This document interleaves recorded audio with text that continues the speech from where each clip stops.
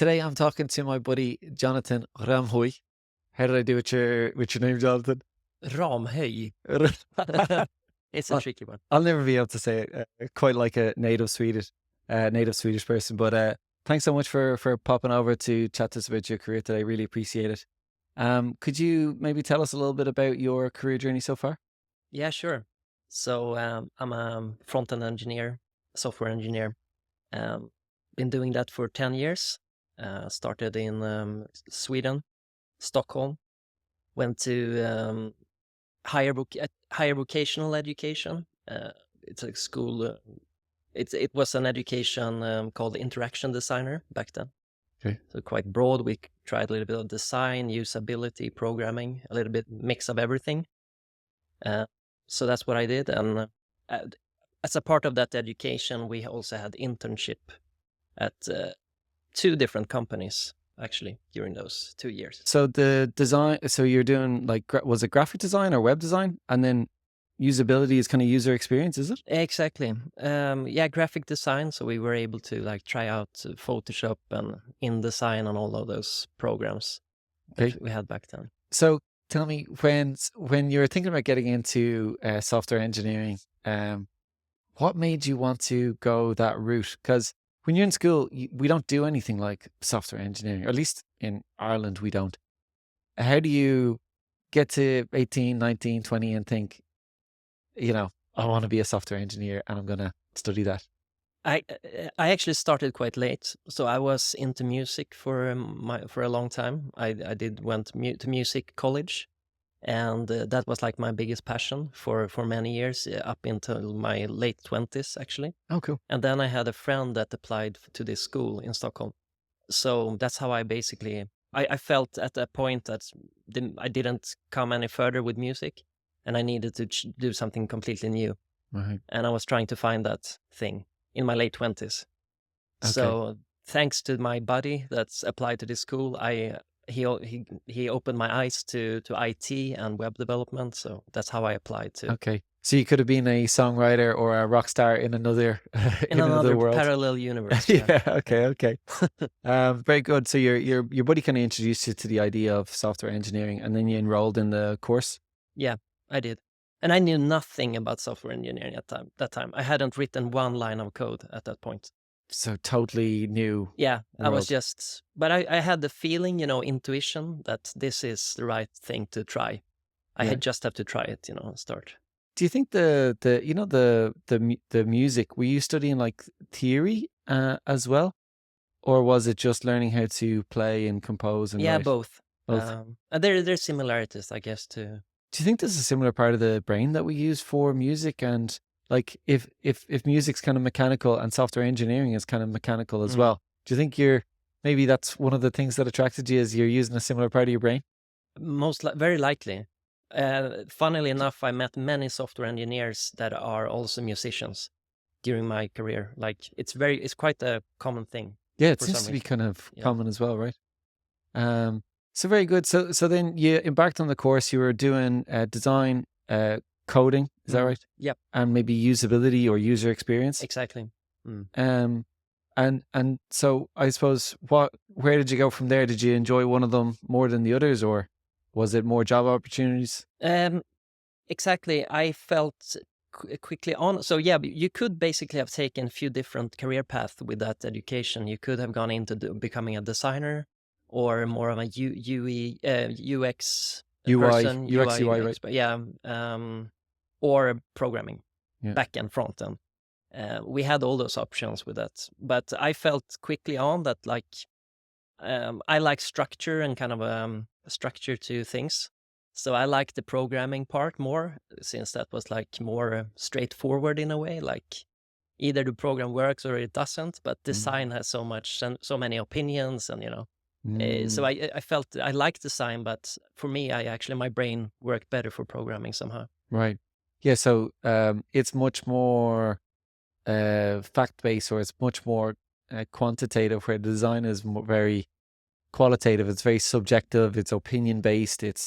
Whereas front end is like, it's right or it's wrong. It works or it doesn't work. It's a lot more Exactly. binary. A lot more binary, Okay. So literally, and yeah, so that gave you a sense of relief, was it? Like, yes, a binary topic. yeah, Yeah. yeah, Um, can you tell me, because I hear software, or I hear front end engineer all the time and back end engineer. What are those things? What are they? yeah.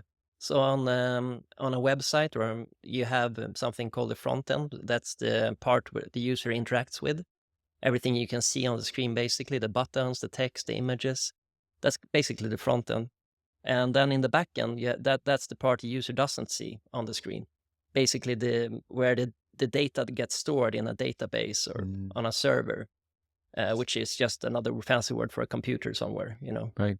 So it's the code, it's the database, Mm. it's all the yeah, the data behind The data what's on behind. Mm. the website. And so is there a big difference between being a front end and a front end and a back end software engineer? It is a big difference, actually. Front end is more about user experience and the design elements of things. We work really closely to designers, so I'm very used to working with the design tools and collaborating closely with designers to implement their ideas basically in code. That's what I'm doing a lot of the time, most of the time. And backend is a bit more further away from the design and user experience part. Mm, It's more of a more maybe perhaps logical thinking mm. and that those kind of things. So did you choose that kind of very clearly, that you enjoy maybe working with the designers and the creative aspect more than purely the binary element or the back end element? Yeah, yeah. I felt that early on that was my biggest interest in. Yeah, that that part of it was the most intriguing part, making it look pretty, making and making exciting interfaces and so on. I felt that early on. Basically, just making things happen quickly. It's also about getting feedback early. Mm, Like if you're clicking on a button and something's happening, you get like this dopamine kick very right, quickly, right. right? But backend is more like you have to have maybe more patience, I guess, or Okay. um, it's not that immediate dopamine kick, Right. at So the least. feedback loop is much quicker on the front end. Much quicker. It's also, I think it's a very interesting discipline because there's very few disciplines that give you such an immediate feedback loop compared to front end engineering, right? Because as you're doing something, you can see the result of it immediately Mm. refreshing on the page. Is that fair? Yeah. So did you feel like the learning curve was quick, or or do you feel like it takes a long time to learn front end software engineering? Um, it takes. I think it is a shorter learning curve than backend, probably. Mm, Back in the day when I started 10 years ago, the websites were less complex as well. Um, or it was more divided, like front end was mainly HTML, CSS, and a little bit of JavaScript or jQuery back then. mm, So front end initially was more easier to get into, I think, because HTML and CSS are languages that are easier to pick up for a beginner. right. Whereas backend languages require a bit uh, more basically Yeah, studying. more study, more technical knowledge, Yeah, all those that sort of things. stuff. Yeah, So when I think about this topic of software engineering, it's like looking into a black box. It's just I've no idea what's in there because it's just totally foreign, it's totally alien. And so I always want to know all these languages: CSS, C sharp, C++, Python, Java. Um, right, there's probably another 20 or whatever. What are they all for? Like when we speak English, yeah, we just or Swedish or Portuguese or we don't keep changing languages all the time, but software seems to keep changing languages and creating new ones. yeah, What are all these languages for? yeah. That's a good question. So you have the languages I just mentioned for the web, which is HTML and CSS, which basically marks everything up and makes it look pretty and organizes the content on the website. Right. And then for the interactivity, you have the JavaScript, which has been around for a very long time now, and it's just getting more popular every year. So that's the web stack, as it's called, those Okay. three. And on the backend side, there's multiple languages to create for various purposes. Okay. For Android, you have Java. For iOS, you have something called Swift. And then you Okay. have the older C and C++ and all of those as well. So we've created new languages for new software and hardware like mobile phones or tablets. Do they all have their Yeah. own new language? Is that They have their own unique languages often. okay? So then that all gets tacked on. That all gets included in new websites now, I guess, Yeah. which makes it that's what makes it much bigger. And then what do languages like Python do? Because Um, I hear Python, I see Python all the I time. think JavaScript and Python are the two most popular programming Okay. languages. And Python is used a lot for research and AI development and those Okay. things. Um, so it's a very popular language Yeah. as well. So it kind of begs the question because when I was looking at your profile and when you hear about all these languages, you're like, wow, there's so much going on here. And you're thinking if somebody is thinking about getting into software development and they're thinking, well, I want to learn the right language, what's that? You know? That's a great question. I think many people ask that question when they first start out. And it's there's no really right or wrong, but it's more about what you think you're inclined to do, what you feel motivated to do. If you're more on the front end side, or you feel more like intrigued by design, the design aspects and stuff, then you should probably start with JavaScript, because that's the language of the web. And actually, JavaScript is today powering much more than just the web, and also Mm. mobile phones, and you can even do backend with JavaScript these days. Node.js. So that's kind of. But if you're more of the like maybe the person that likes the more logical things and that kind of part, maybe you should look into Python or one of those languages. So do you think maybe starting with whether you're interested in working on front end or back end is a good place to start? Yeah, And then maybe, so if you're interested in back end and you're looking at the data-based languages and front end, you're looking at, yeah, the HTML and yeah, the CSS, right? All that exactly. sort of stuff. So, yeah, I'm getting into it. Yeah, yeah, Right? absolutely. um, so there's another idea I have about approaching that for people who are thinking of getting into development, which is you go onto the job site and you look at the most popular requested Mm. language by just using a search and you Yeah, see, well, what, like if I type in Python, how many results come up? And if I type in CSS, how many results come up? And then you get a combination of the two or three most popular ones, which seems like logical sense, but then at the same time, maybe they don't fit together like a jigsaw. Is that like a problem? That you need to have languages that actually work together, not just have a random back end one and a random front end one. actually, most front ends are agnostic to the backend language. You can use basically any backend language, and that will be fine with the front end. They just need the data somehow Okay. passed to it. So that's fine. But I think that could be a good option actually to check what are the most requested languages, Okay. and that is often JavaScript or Python or you know uh, what React, etc. Yeah, so they don't need to fit together as such. They don't need to be totally in sync. No, You can just do it on popularity. you can. Okay, very cool. Very cool. So then you're working with designers, you're working with the back end people as well. But what is a day in the life of of a front end software engineer? What's that like? Are you looking at code all day? Are you on emails? Are you on meetings? Um, what's it like? Yeah, it's a good question. It's a lot of coding, obviously, um, but there's also many other aspects. Like there's a lot of meetings, coordinating with other colleagues, project managers. So we have at my current project, we do a weekly sprint planning, and then we have also other meetings and test sessions and so on throughout the week. So I would say it's a lot about communicating and what you're doing, what you're about to do, and collaborating with your colleagues Yeah. constantly. So Yeah. So lots of communication and mm. collaboration. What do you think makes a good software engineer? What are the characteristics or the skills or the natural attributes that you should have maybe a very mathematical mind or logical mind or structured mind? Um, I think that helps, but as with most things in life, it's like about your drive and motivation to do something. If you find it interesting and fun to do, rewarding, then that's a big help.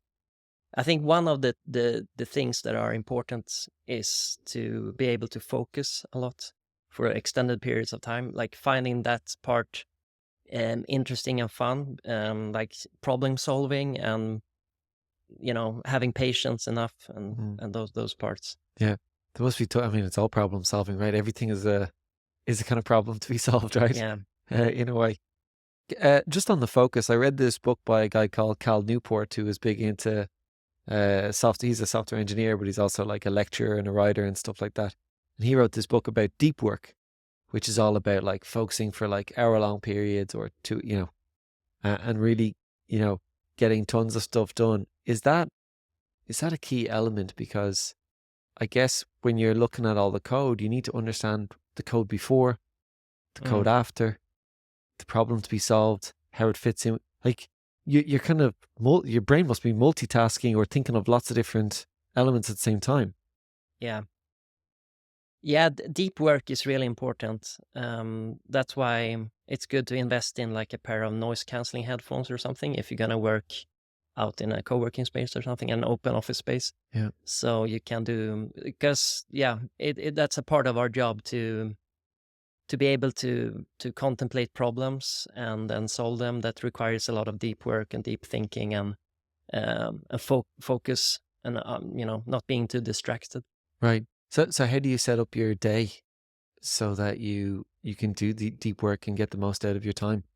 Right, because that's going to make a big impact on your productivity and your results, I guess. Yeah, definitely. I try to start a day with completing or targeting the most challenging things I have to do first, so I can focus on them. I usually prioritize them the first in the morning, and then do lighter things later. And do you do chunks of hours or do you do like 45-minute sessions?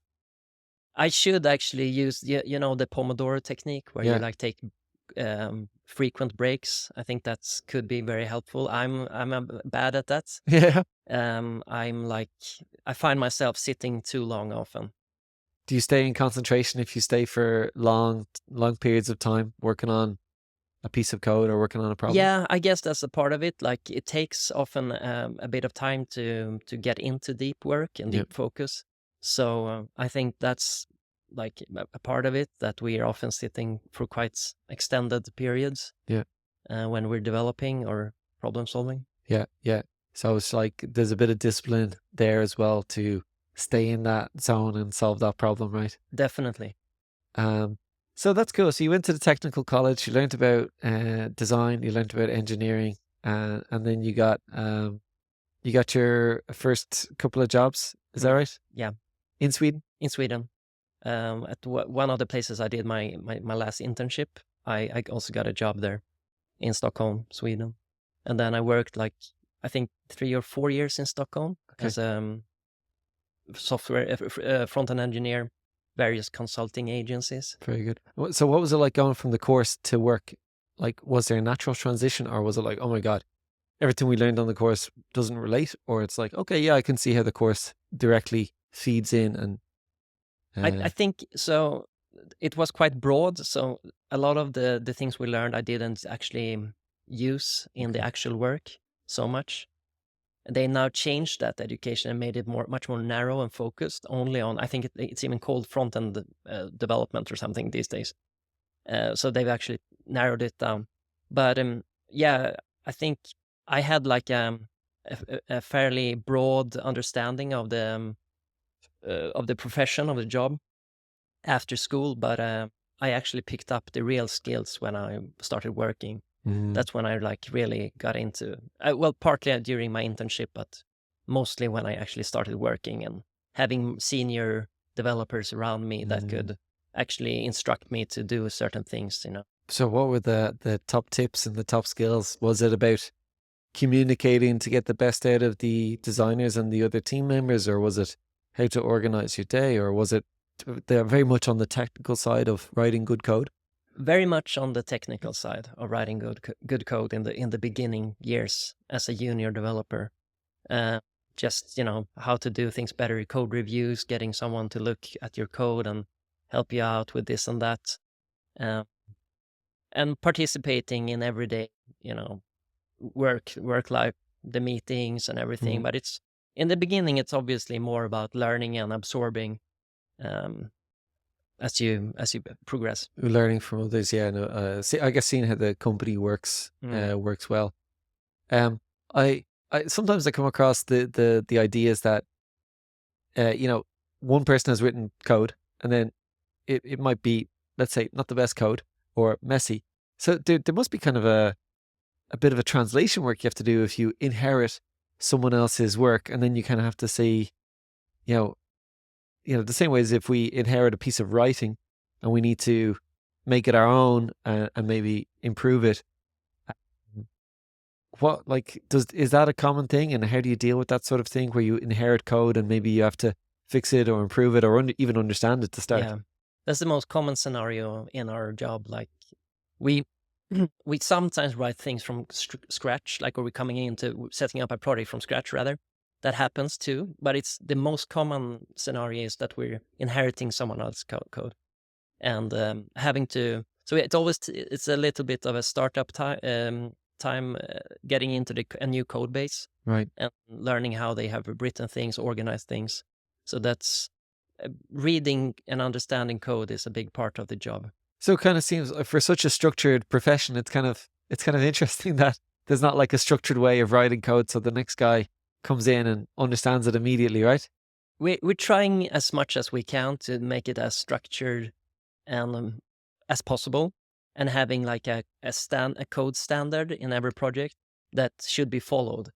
Okay. So kind of how we organize files, how we write the different set it up in different ways. Okay, okay. So that is a Mm. good tip for someone starting out to follow the code standards and to have their files organized in the right way.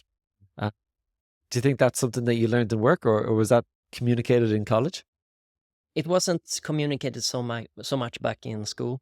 Those specific things. It was something definitely I picked up along the way. Yeah, yeah. Well, okay. So top tip, right, for someone getting into the world of coding. Now, I was on your LinkedIn profile earlier this morning, and I came across something that I absolutely have to ask you about. You have developed the largest resource on dog nutrition. That was a pet project. It was a pet project, yeah. See what I did there? So that was a pet project. Can you tell us why did you do that, and how's it going? Oh yeah. I met someone in the Philippines. I had a neighbor there, a couple I used to hang out with, and they were in the pet industry, running a big pet website in the UK. So we just and I did coding, so we started to collaborate on that. There was an idea my co-founder had for a long time. So yeah, basically just a website and a mobile app that you can search for food, basically anything. There's over 2,000 entries, Yeah, and just get a result and see if it's good for your dog or not, and what the risks are with eating it, and how much they can eat, and so on. super. So it's a big database of And you knowledge. did all of the development on that front and back end? I did everything on that project. Yeah, Wow, you must have learned basically, a ton, did you? I did learn a lot. Yeah, Yeah. definitely, and that's something I can recommend to people to also try to do the whole project, both back end and front end. That really gives you more insights and a broader understanding of the development, how everything interacts with each other. Right. Okay. So good to do it at least once, so you maybe know how to communicate with the other person, the front end person or the back end person or the designer. Yeah, And was this a commercial venture? Like, were you hoping to, or are you hoping to make it into a full business or to commercialize it? it is the plan to commercialize it, and it's in the works right now actually to take it further and being able to monetize it Mm. more. I'm not so operational at it anymore. I did the groundwork, the initial MVP, so to say. and but now it's other people handling that part. Right. Okay, good outsourcing. Yeah. Yeah. So, I want to ask you about something that I think software engineers get asked about all the time, and give you a chance to respond exactly the way. So, I think everyone feels like, oh, I've got a project, that I've got an idea for an app, a Mm. website, you know, Mm. that I need someone to develop for me, right? And then the engineer is in the position where they have to say, well, I'm very busy, or am I going to get paid for this? And they say, oh, well, we'll pay you after, and we'll pay you if it goes well, and all this sort of stuff. Do you get asked these sort of questions often about, oh, I have an idea. Can you develop this for me? And then if it goes well, then you can take a percentage, and you're kind of like, well, I need to get paid as well. Yeah, definitely. I think maybe I think people that are not so familiar with software engineering and IT and so on, they perhaps don't have a full understanding of how complex and time consuming it actually is to launch an app or a website, especially apps perhaps. But so it takes time and it's complex, and it's not easy. And we trained hard for it many years to be able to do what we do. So yeah, you have to be maybe it's an educational process too. Mm. So when someone has that idea and they're approaching a software engineer, what do you think is the best way? Like, is it just a case where they should say, okay, I'll pay you up front, and you just develop it? Or do you think it is a case where people would want to take a share of the profits if it works well? Yeah, I guess it's a little bit on a case by case basis Mm, what your goals are as a developer. If you're more in maybe need the cash, maybe it's mm, better to have a fixed project cost. Uh, or otherwise, if you're more long term thinking and really believe in the idea, maybe it can be good to get equity yeah. for the work you did. That's what I did with the pet project. Oh, so So you got fees and equity, just equity. just equity. Yeah, so it's a gamble. It's a Yeah, gamble, of course, if you do it like that. yeah. Depends on your situation, right? I Mm, guess if you're really focused on paying rent, then maybe you need to start with the fees. yeah. But then also maybe you get fees and a little bit of equity. If your fees are, let's say, lower than you would normally charge, maybe you only charge 70%, and Mm, then you get 30% equity to yeah. make up for that last part, so you don't have all the risk. I just think it can be harsh on developers if they have to take on all the risk of a new idea, and then the person with the idea is like, well, we'll see what happens. Definitely. Uh, Yeah, you have to be mindful of that. yeah. So something to take into consideration. Mm. When people are embarking on software development, do you think there's any common mistakes that they make, or just common pitfalls that you can encounter? I think it's with most things in life, you have to just start doing it, and like you learn best by doing new projects, doing a lot of projects. That's kind of the advice I have, I think. And instead of getting stuck in tutorial hell, as it's called, Mm, and doing too much as tutorials, but actually doing your own projects and try to do maybe both the back end and front end at some point. yeah. So you really, So you yeah, learn by doing. It's a super hands-on. it's very hands on thing. Yeah. That's great. So it seems like it suits uh, your structured way of thinking, right? Yeah. AI is the big word, the big term on everyone's lips these days. We've got ChatGPT where you can go in there, and I used it to write a little bit of code for my website the other day. Um, not perfect, but pretty good. How do you think AI is going to impact your industry? And if somebody was starting, would they worry about it? That's an excellent question, and there's pros and cons. Of course, like the pros are AI can help you understand code quicker. You can ask a question, you can have it like almost like a mentor and bounce questions and ideas back and forth. What do you think about this? Can you help me with this? Blah blah blah. And it's actually on a very high level. It can help. It's actually incredible how far it's come. So there are pros for beginners. Like it's almost like a personal mentor Personal structure. tutor, right? Yeah. Yeah, but also it's the downside is you can be lazy with it. and that's not so good. You can actually, I think it can be a challenge for new people to actually learn and fully understand what they're doing and fully understand the inner workings of what they're doing, Yeah. the coding. Or the impact that so the AI can write good code, but then what's the impact of it? And has it thought about everything that you would think about as a human developer? For me, I wonder if it's like using specialized equipment. Like if someone's using specialized equipment in another industry, we still need the person who understands how to use the specialized equipment. The specialized equipment does most of the work, but we still need the person who understands how to use the specialized equipment. You know, like in construction, there's guys who drive the cranes. But the crane does most of the heavy lifting, literally. Yeah. But we still need the crane driver who understands how to use the crane. And so I wonder if software development is going like that. We still need software developers to use the specialized equipment, the AI in this case, Yeah. to be able to do that, even if it does the heavy lifting. But we still need a little bit of interpretation or a little bit of human interaction still. Definitely. Yeah, absolutely. And I think that's going to be the case for quite some time, at least. And building complex systems, websites, apps for larger companies especially, it's still, you can't just outsource that to an AI. You definitely need a human being that fully understands what they're doing. So that's cool. So you don't worry about it taking over? Not yet, at least. Yeah. I think it's just gonna, I think actually it's just gonna grow, our profession. I have quite an optimistic mindset about that. Yeah. AI will be more like a helpful tool for us engineers.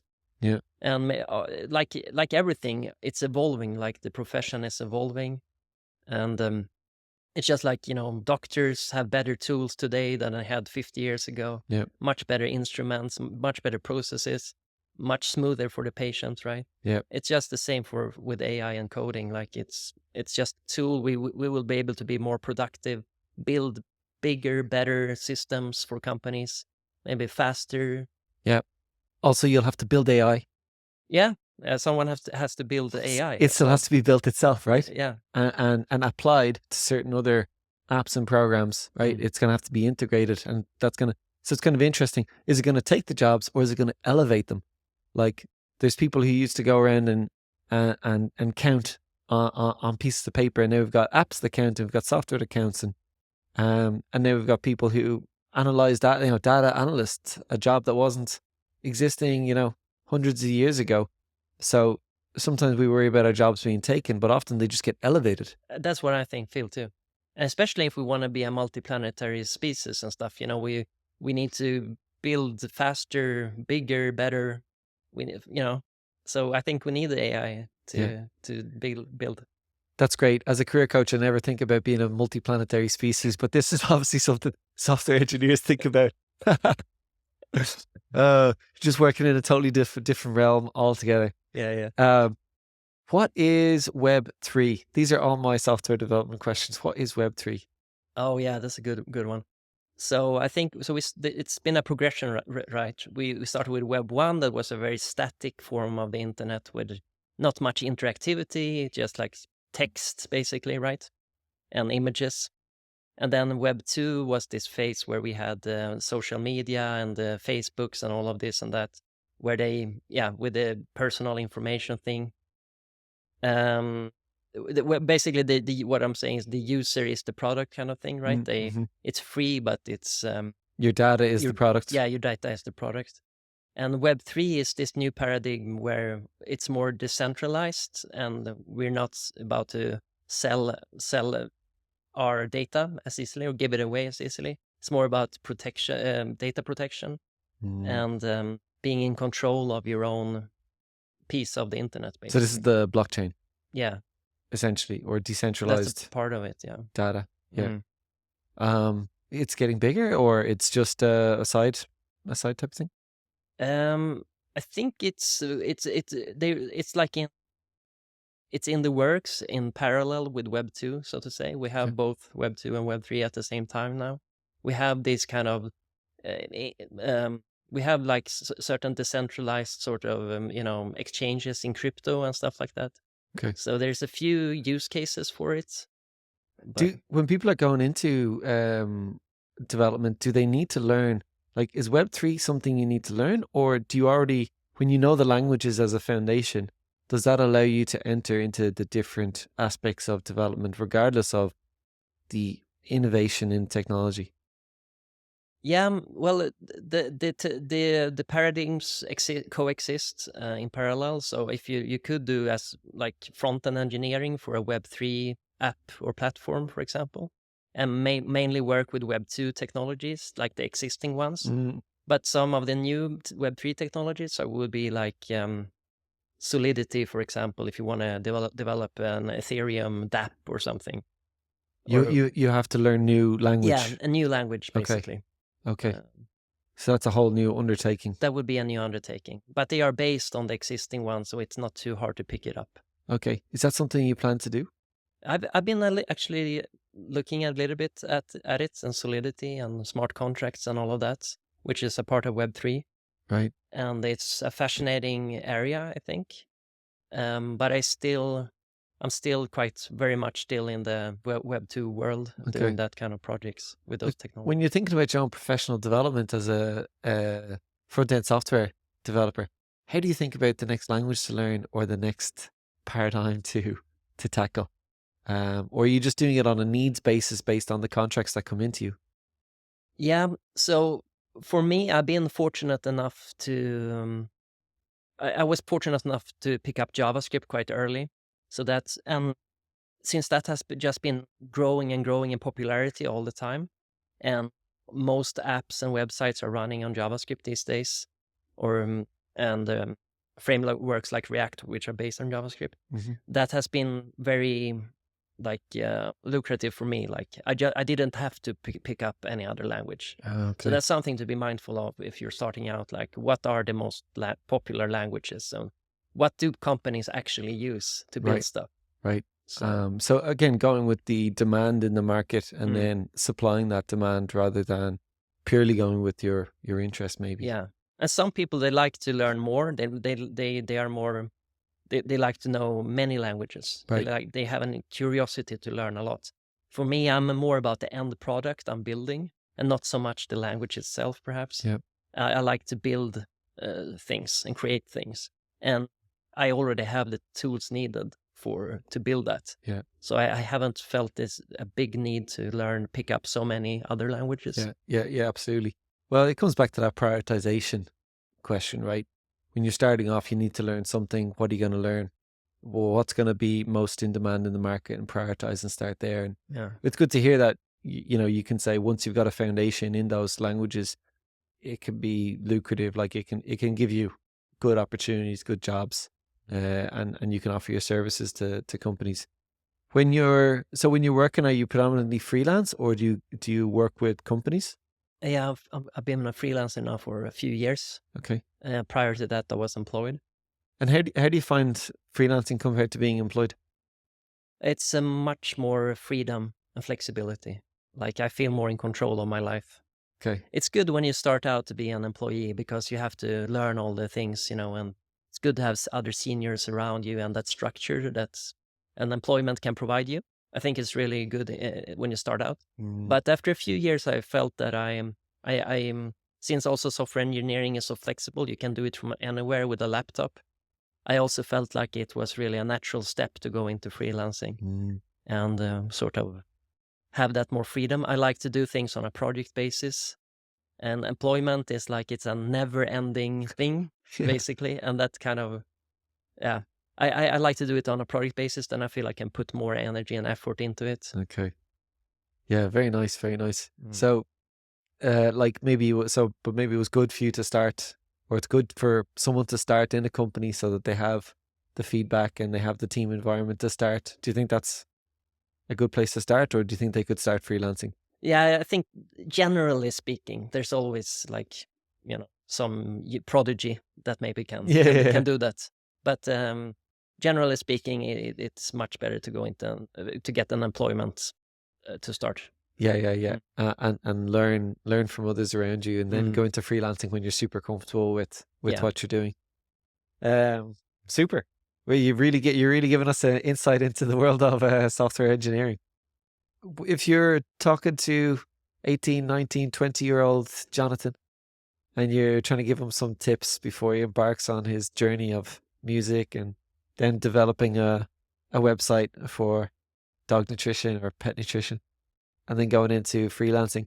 What sort of tips would you want to give your younger self? Yeah, but like, don't be afraid to try things, like experiment and venture outside of your comfort zone. It's like a cliche thing, but like really try to do that and network, meet new people, and yeah, don't be afraid to experiment. That's what you have to do when you're young. Test as many things as possible. That's kind of what I did actually, to give myself a little bit credit for it. I did try in music. I did do a few different university courses, and I tried to see what was appealing to me. So, and eventually I found this one. Yeah. So, So it's the same process you use at work, right? You do something, you test it, you improve it, you test it again, you do it, you improve it. And that works for you both in life and in coding, right? it does. A life through code. Life through code. Um, so fantastic. Um, that's great. I think I have a really clear idea of, well, as clear an idea as I'm ever going to get about front end software engineering. It does seem like a fascinating area, and it's interesting to hear how you think AI is going to be a good tool for going forward. And it's going to maybe add to the repertoire of skills that engineers have. Yeah. Thanks so much for chatting to us, Jonathan. Really appreciate it. Great to hear all your insights Pleasure. and your knowledge. And I think definitely any potential software engineers listening to this will get some good tips and insights about how to start and what languages to learn and how to interact with colleagues and all that sort of good stuff. I hope so. Thanks so much. Thank you very much.